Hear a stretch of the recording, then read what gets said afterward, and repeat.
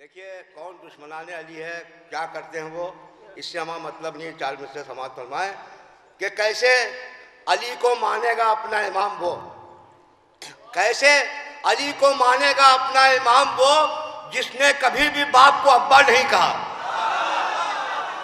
कैसे अली को मानेगा अपना इमाम वो जिसने कभी भी बाप को अब्बा नहीं कहा।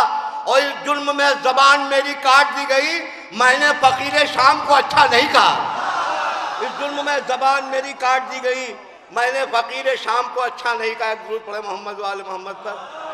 4 मिसरे नैयर भाई कि हसीन आईना समझे हो खुद को तुम, लेकिन हसीन आईना समझे हो खुद को तुम, लेकिन जो इस पे हक ने हिकारत की खाक मल दी तो, जो इसने हक ने हिकारत की खाक मल दी तो नबी के पहलू में दफना के खुश तो हो, लेकिन जमीन अली की है उसने जगह बदल दी तो।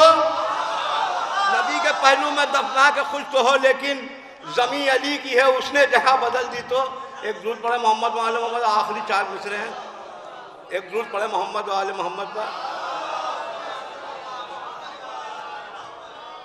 कि जहां में यूं तो खिले हैं बहुत फजूल के फूल, जहां में यूं तो खिले हैं बहुत फजूल के फूल, हमें पसंद जो आए फकत रसूल के फूल, हमें पसंद जो आए फकत रसूल के फूल। और अली की बज़्म में गैरों का तस्किरा कैसा, कहाँ गुलाब की कलियां कहाँ बबूल के फूल।